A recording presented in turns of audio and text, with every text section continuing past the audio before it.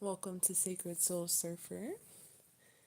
And apparently, I'm just now learning how to do a live. LOL, but for real though. This is Alana Fairchild's White Light Oracle Guidebook. And I've already prayed and shuffled our deck. But, might be generous and pull one more. But essentially, our prayer is Divine White Light, Infinite Creator, Mother and Father and God, all that is, God source. We honor you today. We ask you to help us remember the truth of our soul.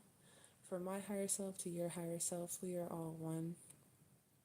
Please cleanse our eyes, cleanse our ears, cleanse our heart of all residue that makes us forget the truth of our oneness. Let only divine love be here. Let all fear and all illusion be melted away. Thank you for the clarity. Thank you for the love. We ask that any and all interference be removed and only the best and highest good for all involved. This is for the collective. We love ourselves and each other. Thank you, thank you, thank you.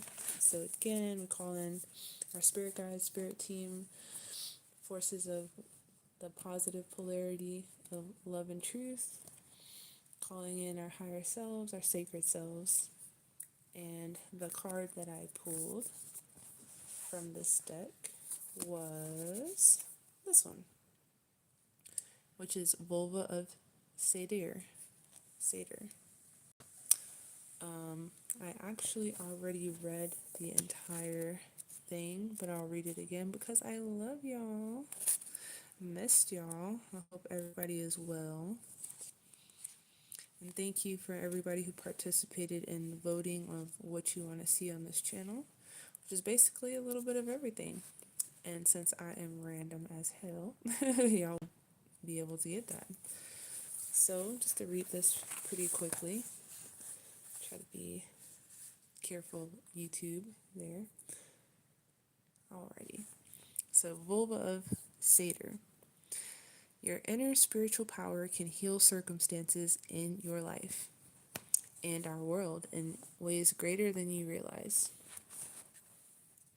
Journey within to gain clarity and conscious redirection of your inner energies toward what you wish to manifest. Do not try to control what is happening. Instead, work to bring positive influence to bear so that you may contribute constructively towards shaping the outcome for the greatest good. Okay, so you have power, and your power is spiritual, and your power is inward, right? So can we control what happens on the outside? Not particularly. If I go outside, I can't make a bird come to me. I can't control the external reality per se. I may be able to influence it. I can influence things, but we're participating in a shared co-creation reality. So when I go outside, there's gravity. you know, there's just certain things that are going to happen. But my power is within. My power is spiritual. It's inner, and it can heal. It can heal the circumstances in our life, right? Why? How can we heal circumstances? Well, in my opinion, that's because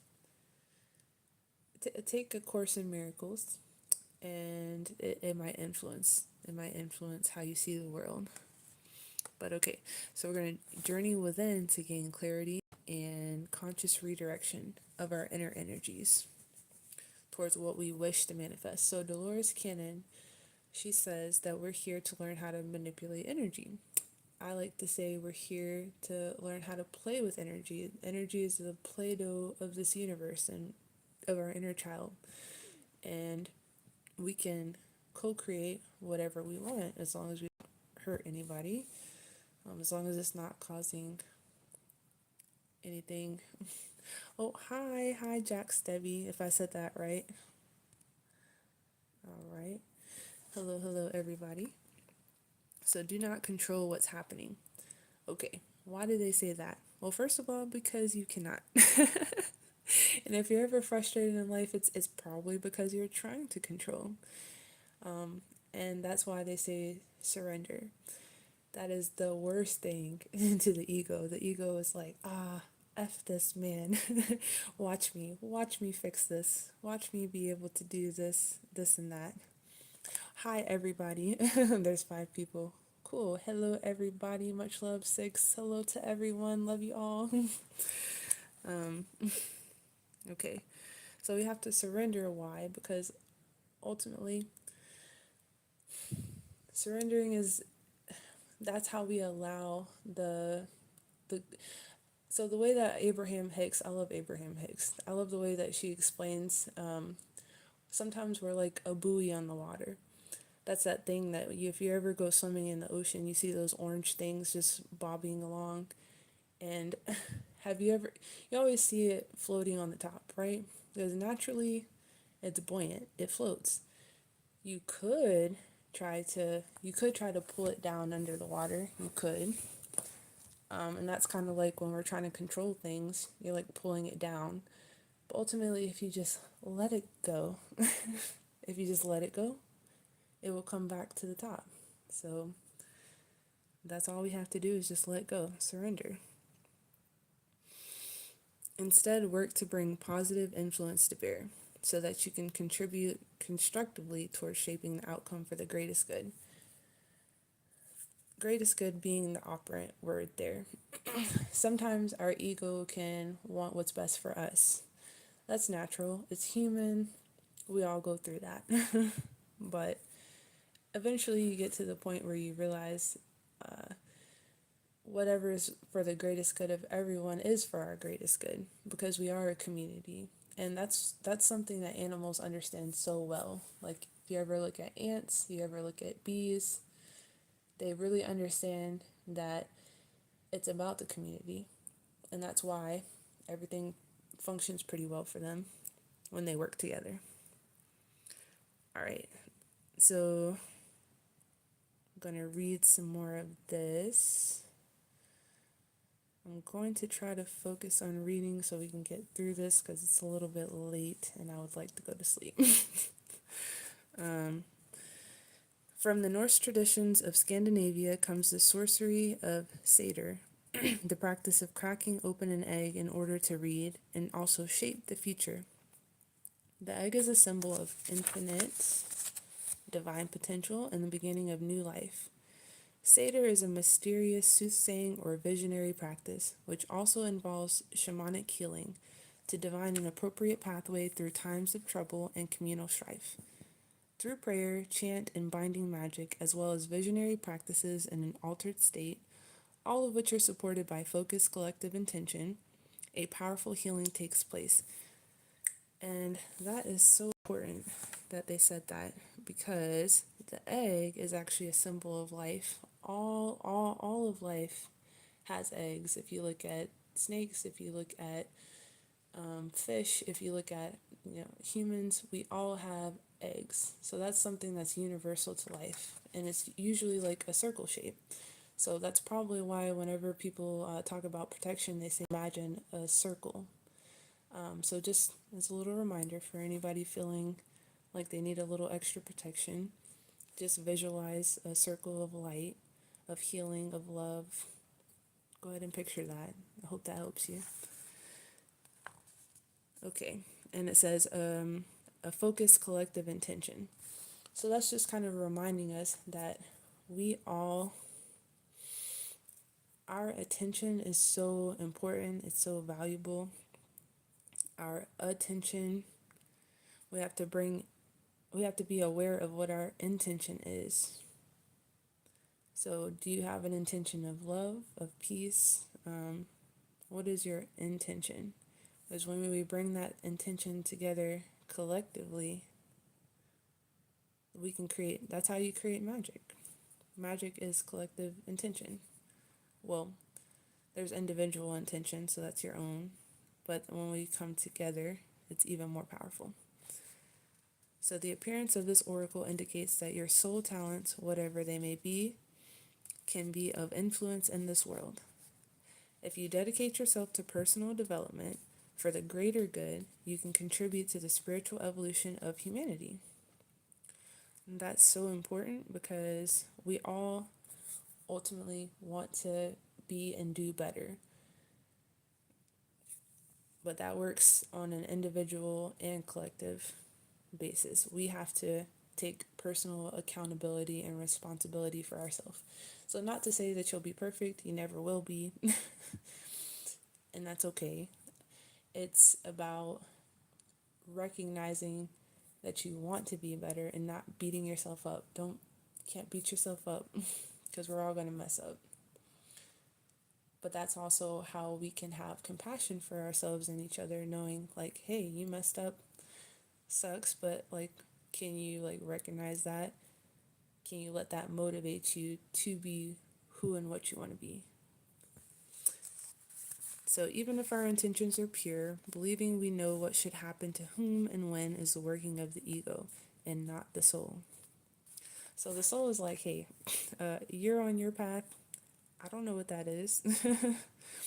A lot of times we want to wish, people want to say, hey, this is what you should do. This is what you should do.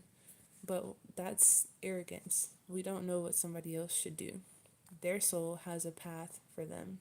Our soul has a path for us. And to be humble is to be the best. That's the best thing we can do for ourselves, is to be humble and let everybody have their own. We may want the best for all beings, but we cannot know why their path is unfolding as it is, or what their soul needs to learn. Seidr is a practice of shadows and spellcasting, binding and release, which could be used for higher purpose or personal gain. It dwells upon the borders of morality. The spiritual maturity of the practitioner will determine whether its effects are for good or ill. So again, we just have to take accountability. What is our intention? Is it for good or not? And when it says ill, sometimes being selfish can be for the ill. So in other words, sometimes you can want something that's really good for you, but it might not be so great for other people. And if you still want that at the expense of others, that could be for ill. So that's why even when you say the prayer for the Akashic records, you say, please protect me from all forms of self-centeredness. Why? Because there's a type of humbleness, there's a type of humility that comes with wanting the greatest good for everybody. Okay. And whether they want that good for themselves, that's up to them. So anyway, this oracle advises us that good intentions are not enough to ensure the outcome of our efforts is beneficial. We need the wisdom that comes through surrendering. And again, that's this pose right here. She's let go. The only thing she's holding on to is her heart, because she knows that's the only thing that should really be leading her heart, into divine intelligence, because that's where divine intelligence lives. It's embodied in us and through us, through the portal of our heart. Oh, with an awakened heart, it is possible to be a clear channel for spiritual light in this world, dedicating our soul talents to overcoming hate and divisiveness. Okay, so our soul talents, what is that? What is your soul talent? What did you come here already knowing how to do that nobody had to teach you? So when you're in elementary school, if you went to school, what did people compliment you on? Is it like how creative you are?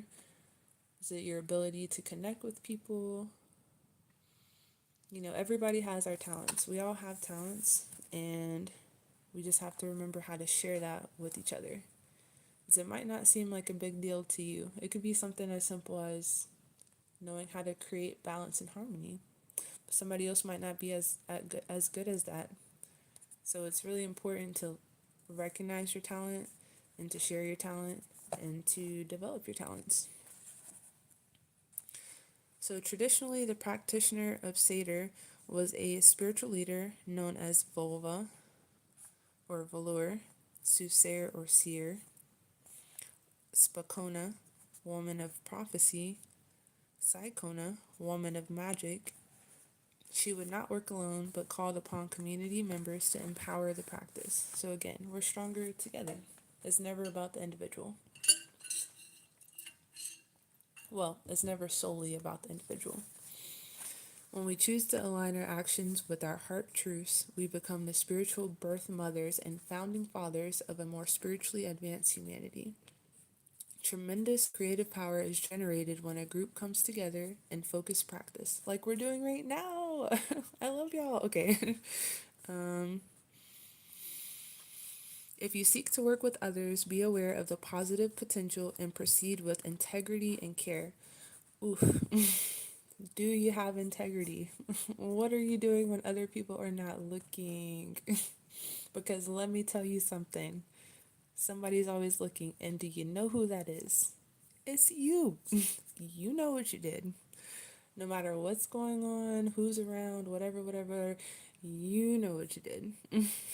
And we all have to answer to ourselves one day. Well, hopefully today is the day you answer to yourself, because if you review your life as you live it, they say an unexamined life is not worth living, or somebody correct me, somebody in the comments, tell me if I'm wrong. But essentially, if we review our life now while we're living, we can be aware and we can see our actions in alignment with our intentions and act, you know, you have to care.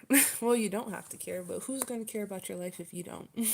If you don't care about your life, who will care about it? And your life is precious. It's important. So, the patron goddess of Seidr is Freyja, the Norse goddess with an insatiable appetite for pleasure, life, sensuality, the finer things, and an unconditional freedom to be as she chooses. Ooh, ooh.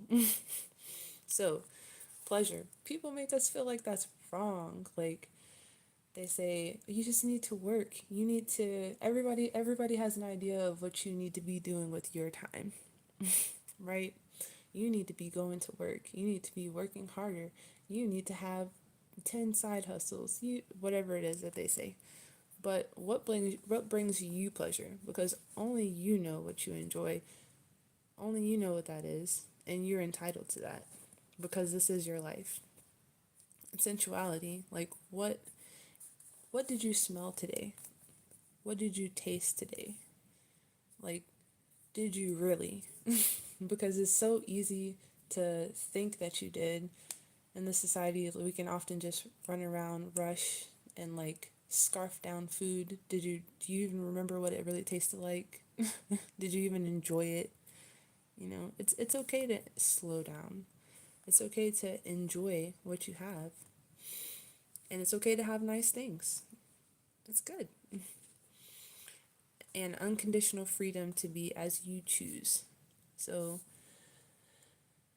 I listened to a Reverend Ike. If anybody listens to Reverend Ike, I think he was an amazing person. He actually had a quote that said, "I am a choosing individual." Is that not what freedom is? Is freedom the ability to make your own choice and to be okay with other people not liking it?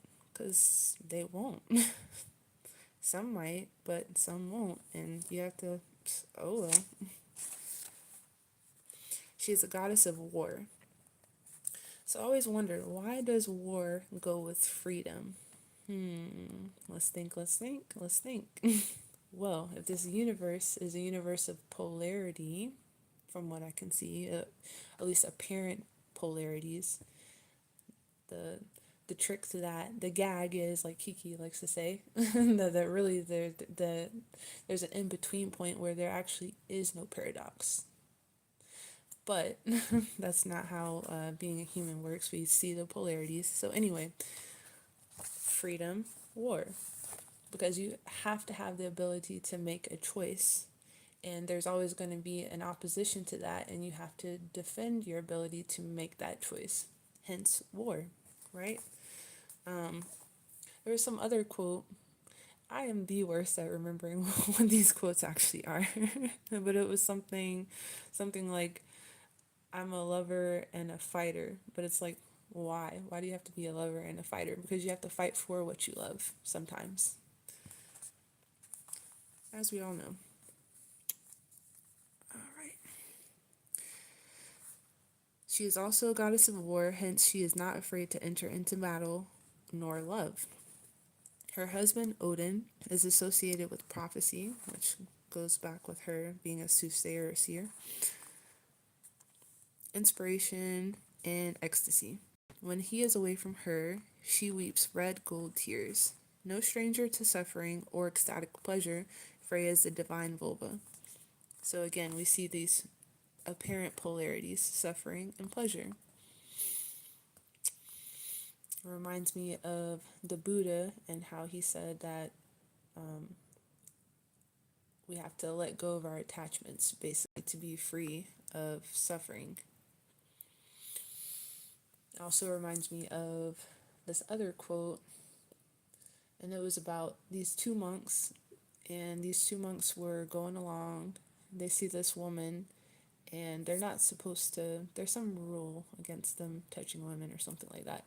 But basically, one gives her a ride across the river, and once they get across, the other monk basically is scolding him, saying, why did you do that? And then the other monk says, oh, I left the woman back at the river. Basically, just to say that you can, you don't have to hold on to stuff. So maybe suffering is just holding on to what we don't need to hold on to anymore. And pleasure is just allowing ourselves to really embrace something. I don't know, y'all tell me what you think. Freyja is a divine Volva. She reminds humanity of both our innate spiritual power to embrace all of life and the inner spiritual resources we have to make it through any difficulty without compromising our hearts. Integrity. That, to me anyway. How do you not compromise your hearts? Because this society will tell you that you need to do something different, be something different than what you are, and in your heart of hearts, you already know. That's the thing. There's nothing new under the sun. Your heart knows all the truth. Really, you don't ever have to read another personal development book, watch another anything. Your heart already knows everything. But I appreciate you spending your time here with me today. The art of Seidr is one of collective dreaming and doing. So that kind of reminds me of the Vedic words where basically we're within a dream. We're the dreamer within the dream. Inception.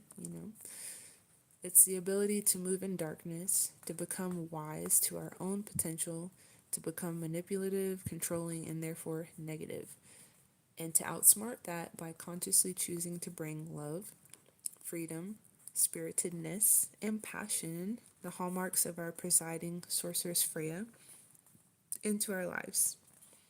Okay, so who really went into the darkness? Let's think. Carl Jung, he really went into studying the shadow, the unconscious, that which people try to repress, disown. But our strength is in going in that shadow. Like, we're human. We have the ability to do some terrible things, and a lot of people do choose to do terrible things. We can try to be controlling, manipulative, etc.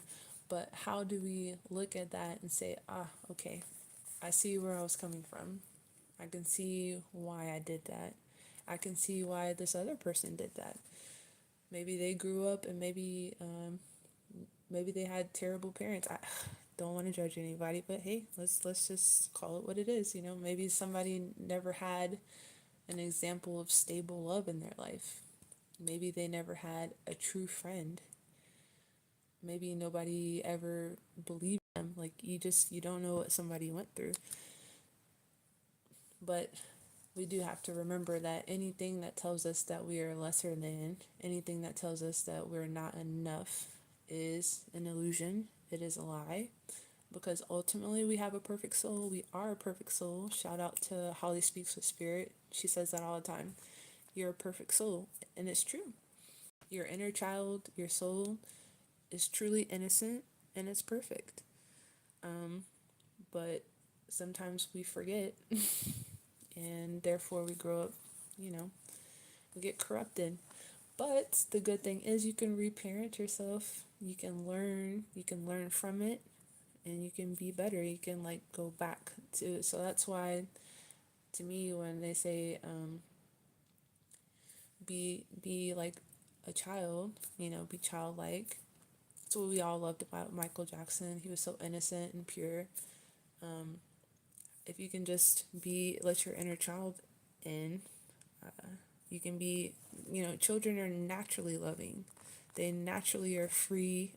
They're naturally passionate. Like, you've never seen anything more beautiful than a happy child, or like, well, like babies. You know, that's the best thing. Like, if we could all just be little children again, as adults, like, this world will be such a better place.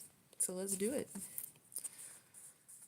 The message of this oracle is that you're being able to bring a positive influence into whatever circumstance or situation that unfolds in your life. Dyslexia, okay. Dedicate yourself to goodness. Believe in your power to affect positive change. So, you might think like, who am I? Who am I to change the world? No. No, no, no, no, no. You are exactly the person to change the world. Why? Because it takes all of us. Like, you would not have a Christmas tree without each individual light. You're an individual light, and when you shine, we all shine together. Let's shine. Let's shine together. Let's do this healing process. Let's do it. Let's do it. Let's do it. Let's take a break though to get some water.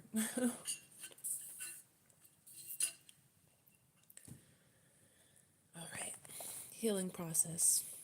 Consciously connect to your breath, noticing the inhalation and exhalation, and allowing them to become deeper and slower. Allow your breath to help you move inwards to the center of your being, the realm of the sacred, the spiritual field of love, white light, and blessing that is within your heart and which empowers your practice. I get excited every time I hear the word heart. I just do. As you settle into the inner realm, see, feel, or intend to connect with powerful, vitalized threads of light. Those threads are glowing, luminous, with grace, spiritual intelligence, and divine power. They intertwine with each other, forming a rope of light, which can bind any darkness within your heart, body, mind, or soul. Allow the rope to enact higher will. Not my will, but thy will be done, you know? As it wraps around darkness, it gently but firmly drains the power out of that darkness. The darkness is released into light, and the energy flows into the rope, making it even more luminous and powerful. Allow this process to occur for as long as it feels helpful and good. Then allow the rope of light to dissolve and transform into a radiant egg of white light, forming a protective egg-shaped bubble of light around you. Return to here and now by becoming aware of the sensations of your skin and breath. Ground yourself with some physical movement and hydration. You have completed your healing process. Yay! You did. So for everybody who's still here, thank you for being here. And, you know, that just kind of reminds me of Wonder Woman and her lasso of truth. And so you have a lasso of truth. You have the ability, the authority to speak the truth. Speak your truth with love and wisdom. And you will change this world. You will change your world. You will change the world. So, this is getting a little long. It's time for me to go to bed. Wishing you all love and light. Thank you for everybody coming now and in the future. Please give me your feedback on what you would like to see or hear in the future. our card again for the evening, for the day, whatever you have going on where you're at on your side of the world. And I will be back sporadically. Take care. Bye bye.